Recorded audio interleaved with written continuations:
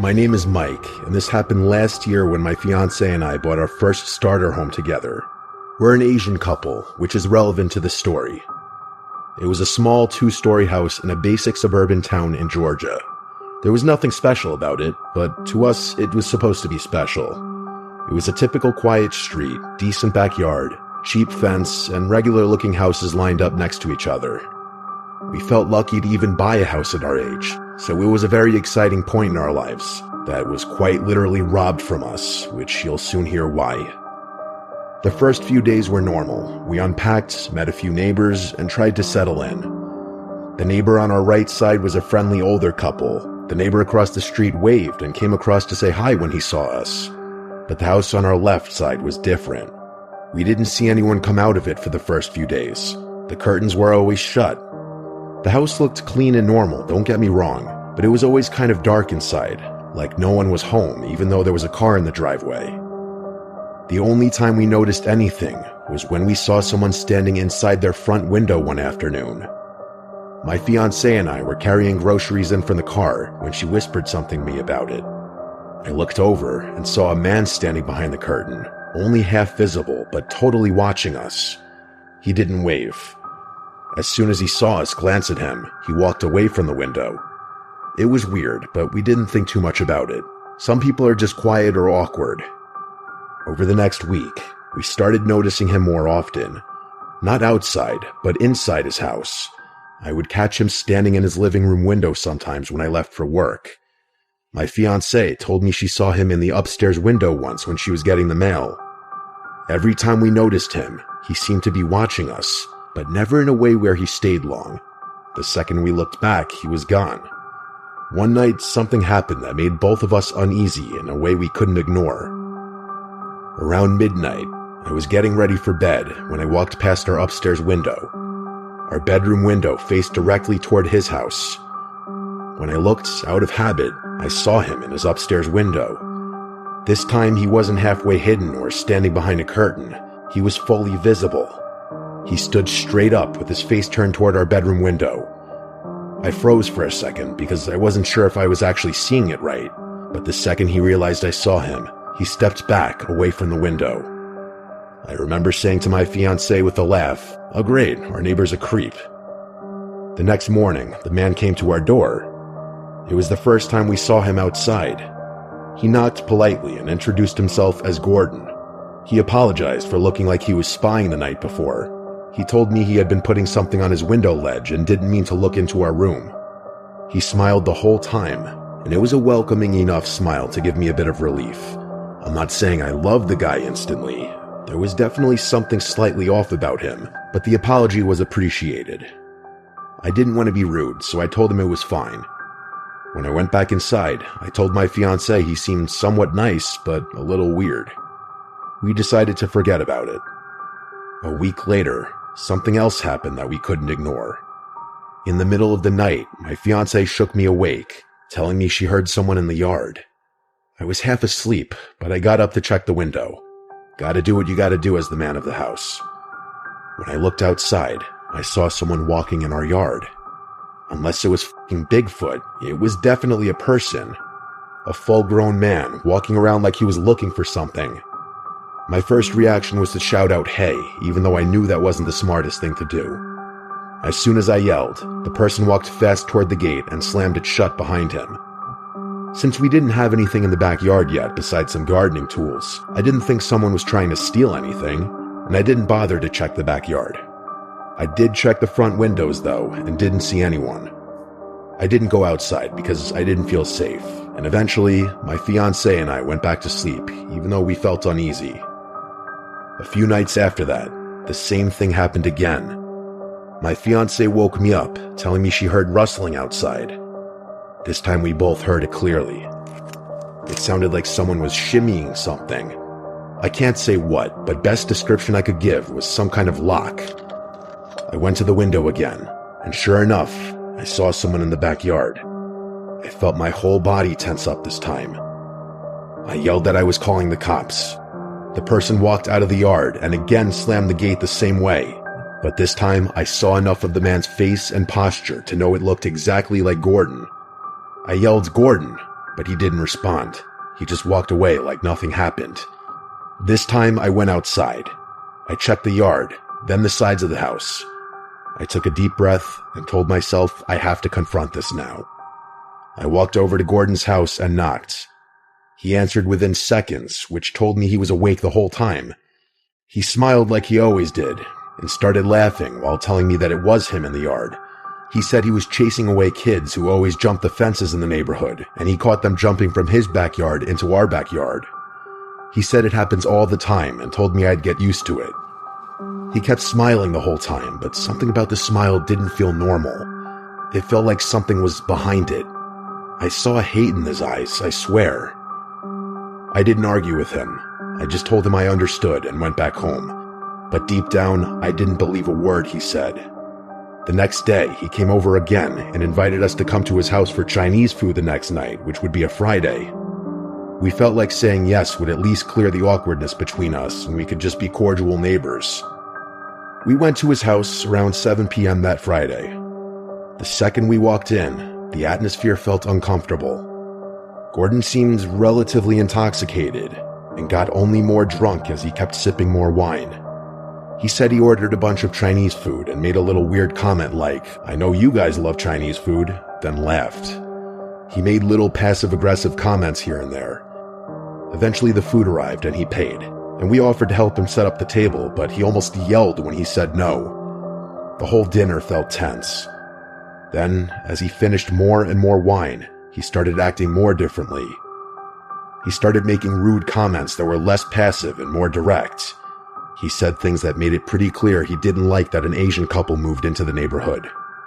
At first we tried ignoring it, hoping it would stop, but then he got louder and more angry. I mean it, he actually started getting himself angry as he talked about how this town had a history of being white. He started saying things that made both of us feel unsafe, honestly. Then he told us that it was in fact him going into our backyard those nights. He didn't deny it or try to hide it. The climax of the night was when he yelled at us that we were not welcome there and that the neighborhood wasn't for people like us. At that point, we didn't say anything. We just stood up and left. We walked back to our house as fast as we could. We didn't even talk about it until we were inside with the doors locked. We didn't know what to do except go to the other neighbors. So we walked door to door, asking them about Gordon. Some of them were shocked when we told them what happened. Others weren't surprised at all. A few people told us Gordon was a drunk whose wife left him years ago. It didn't make us feel any better because we were living next to him now. We tried to avoid him after that. We didn't look at his house, we didn't go outside unless we had to. But how long could you avoid your next door neighbor? Every night felt tense, like he could be watching us or trespassing again. Then, one night, a brick was thrown through our downstairs window. It shattered glass all over the living room. We both jumped out of bed when we heard it. When I ran downstairs, the brick was lying on the floor. No note attached or anything, just a brick. We knew it was Gordon. There was no one else it could have been, but we had no proof. We filed a police report. The police came to talk to him, but he denied everything. He acted confused and told them he had nothing to do with it. The police couldn't do anything except document the incident. We talked about putting up cameras and staying to fight it out. But honestly, we were too scared, and this was mentally exhausting already. We both felt like something worse would happen if we stayed. Not even 2 months after moving in, we started packing again. We couldn't live next to someone who hated us and had already gone into our yard at night and then thrown a brick at our house. Before we left, we filed another report explaining everything. The police said they would keep an eye on the situation, but we didn't feel protected. We moved out of that house and out of that neighborhood as fast as we could. We left behind the home we thought would be our first chapter in life together. I still think if we stayed there, you'd have eventually heard of my fiancé and I on the news having been murdered by this man. I wish it wasn't illegal to dox people. Boy, would I love to drop his address in this story. All we can do now is move on and upward from here. This story happened a couple of years ago, around late 2021. My name is Noah, and me and my fiancée Gabby, who is now my wife, had moved into a new house in a quiet suburban neighborhood. It was a nice 2-story house, perfect for our future family. The neighbors seemed friendly and welcoming as well. Most notably, the neighbors that lived to the right of us seemed the friendliest. It was a couple in their late 30s, but I wasn't really sure. The husband's name was Daniel, and his wife was named Veronica. They were very friendly and seemed like sweet people. They even baked us a red velvet cake as a little welcoming gift.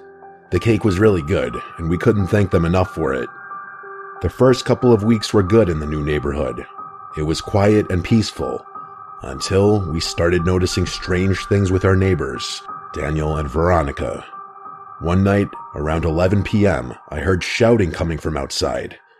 I looked out my bedroom window and realized it was coming from their house, like they were arguing. I couldn't see them because the angle of the houses blocked my view. Eventually, I saw Veronica storm out to her car and leave. After that, it was quiet again. I told Gabby about it, and we just chalked it up to them getting into an argument and Veronica leaving to cool off. I was kind of concerned because they seemed like such sweet people, not the type to have heated arguments. But every couple has disagreements. We didn't think too much of it. Later on that same week, Gabby and I were coming back home. When we got out of the car, we heard yelling coming from inside their house again. They had their main door open, but the storm door was closed, so we could hear them arguing clearly. Again, it wasn't our business, so we ignored it. Then one day, I noticed Veronica's car wasn't there for a few days, but I assumed maybe she was on vacation.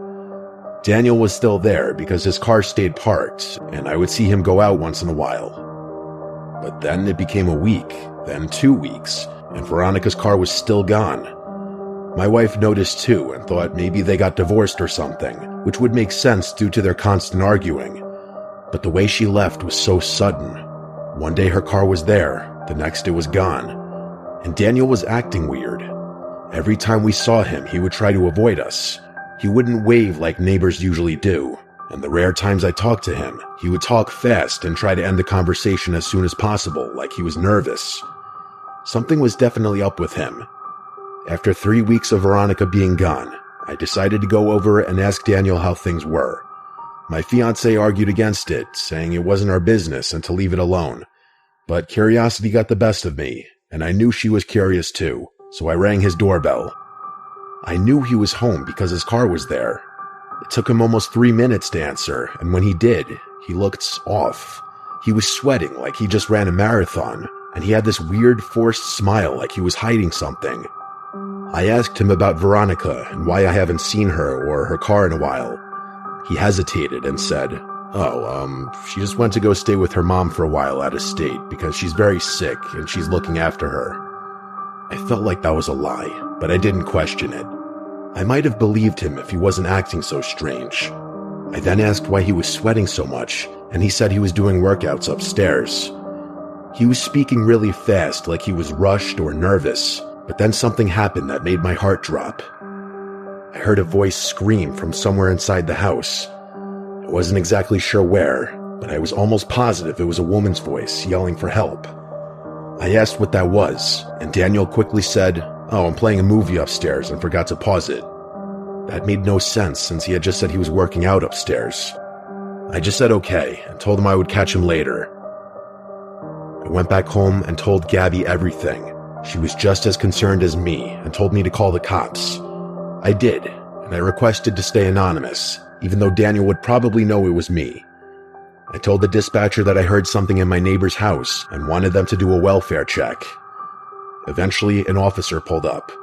About 10 minutes later, I heard sirens and saw 5 police cars and an ambulance. Me and Gabby rushed outside. Officers were everywhere. Daniel was being taken away in handcuffs while Veronica was being rushed to the ambulance on a stretcher. We later found out Daniel and Veronica had been in an abusive relationship and things had escalated badly. Daniel kept her locked in the basement for weeks. I didn't even know they had a basement. Down there, he would assault her, rape her, abuse her, and do horrible things. He even sold her car to make it look like she wasn't home. When I heard that scream while talking to him, it turned out he stabbed her 5 times because she had made noise when he told her to be quiet while he answered the door. That explained why he was acting so strange. Unfortunately, Veronica didn't survive and passed a couple hours later. As Daniel was being escorted into a police car, he said, "I know it was you who snitched on me, and you'll regret this." I wanted to laugh it off if the situation wasn't so messed up, knowing he would be behind bars for a long time. It's crazy how you never know who people truly are behind closed doors. Daniel seems like a friendly, normal guy, and so did Veronica. They seemed like a great couple, but obviously they had serious issues hidden underneath. Fast forward a couple nights after the incident, I woke up in the middle of the night. It was dark, and I saw the silhouette of a person. As my eyes adjusted, I saw that it was Daniel. My heart dropped. He said, "I told you you would regret this." He was holding a knife. I tried talking him down, telling him to calm down and just talk, but he didn't respond. I pressed myself against the headboard. Then, out of nowhere, he lunged at me. I screamed, and then I woke up for real. I was breathing heavily, and Gabby was beside me. She asked what was wrong, and I said it was just a bad dream. She went back to sleep, but I couldn't. The fact that I dreamed about my neighbor who murdered his wife breaking into my house to kill me chills me to this day. Most dreams fade, but this one stayed vivid, and the words he said in the dream were the exact same ones he said while being taken away in cuffs. I never told my wife about this dream. I don't know why. I guess because she might think I'm crazy or it would just stress her out. Eventually, after we got married, we moved to another part of town.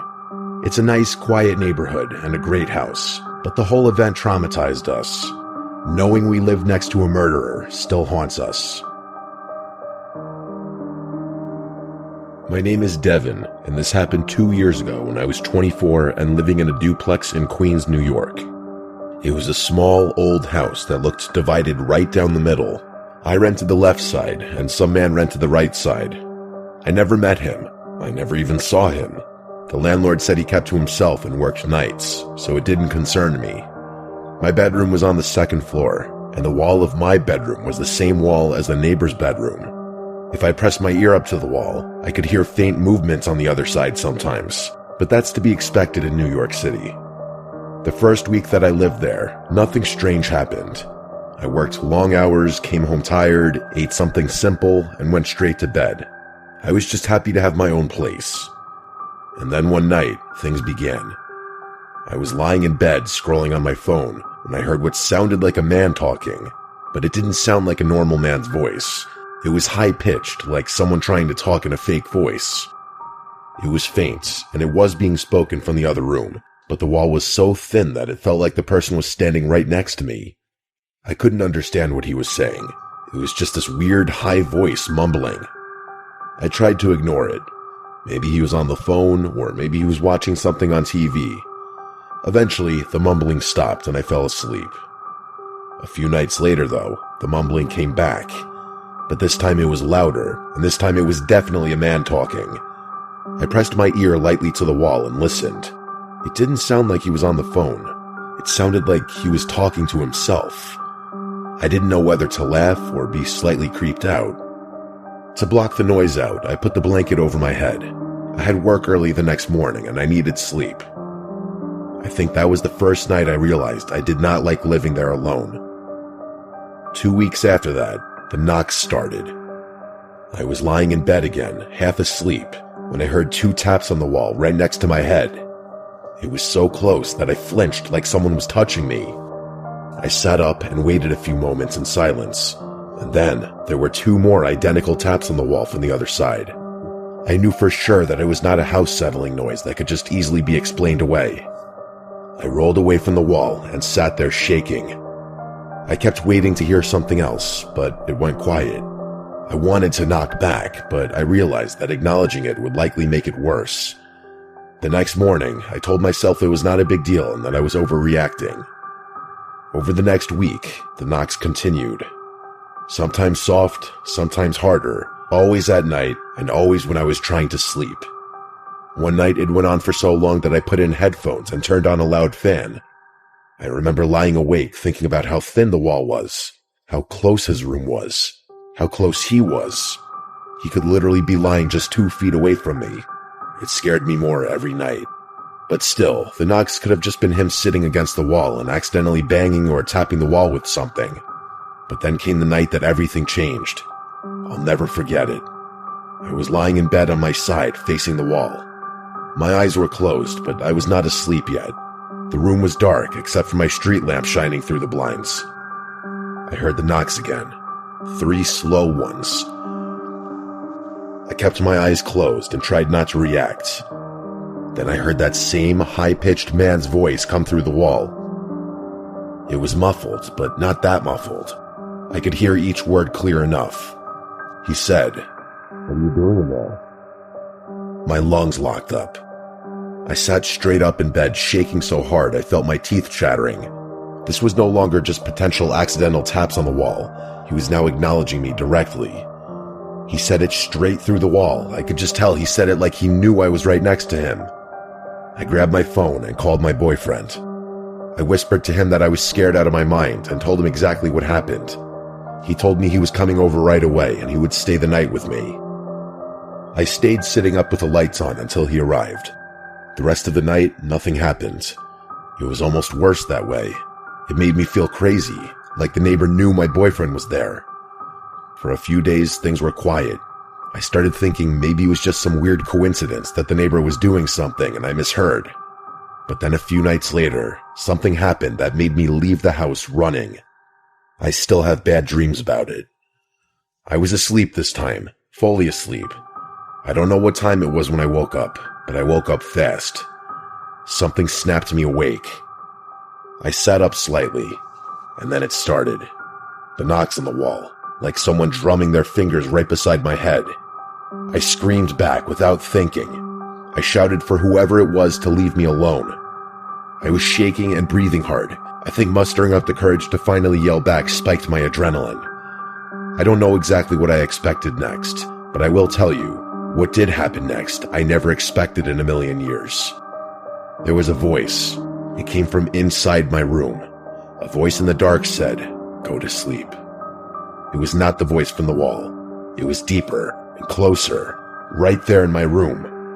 I launched off my bed screaming. For some reason, the brief moments of my running through the hallway and down the stairs was a blur, because I really just remember getting outside and running into the street screaming for help over and over. I must have looked insane. I ran barefoot onto the sidewalk. I kept looking behind me, expecting someone to be chasing me. I didn't stop screaming until a man 2 houses down came outside and stared at me like he didn't know what to do. I begged him to let me use his phone to call my boyfriend, but he said by the sound of it I needed to call the police, so I called the police instead. I waited by that man's sidewalk shaking and crying until the police arrived. When they showed up, I told them everything that happened. They asked me if I was sure that someone was in the house, and I said yes, 100% yes. They drove me back to my duplex, and 2 officers went inside. My front door was still wide open like I left it. They said there were no signs of forced entry. They asked me if I remembered unlocking the door as I ran out. I had no memory of touching the lock. I told them I didn't think I unlocked it, but I was so panicked that maybe I did. I couldn't be sure. They checked every room, every closet, under the bed, everywhere. No one was in the house. They knocked on the neighbor's door too, but he wouldn't open up. It looked like he wasn't home at all. Eventually my boyfriend showed up and took me back to his place. I was still shaking hours later. I don't remember sleeping again the rest of the night. In the morning, I called my landlord and told him everything. I told him I needed to know who the neighbor was and if he had any history of problems or strange behavior. I also told him I wanted to break the lease immediately. At first, he pushed back. He said he needed notice and paperwork. I told him I would not step foot in that duplex alone again, and he needed to help me. It took a whole day of phone calls before he said he would let me break the lease. My boyfriend came with me every single time I went back to the duplex to move my stuff. I refused to go alone. During those days, we tried knocking on the neighbor's door multiple times, but he never answered. It was like no one lived there. But there were signs that someone did, like packages at the door and a car in the driveway, but no human response. I ended up moving back in with my parents for a while until I found a new place. I still don't know if that neighbor was actually in my room that night, or if someone got in without the police noticing, or if it was just all in my head from the stress. But that one's the least likely explanation because it's pretty clear what's real and what's in your head. My landlord told me later that the neighboring tenant eventually moved out too without saying a word. I don't know what really happened in that duplex.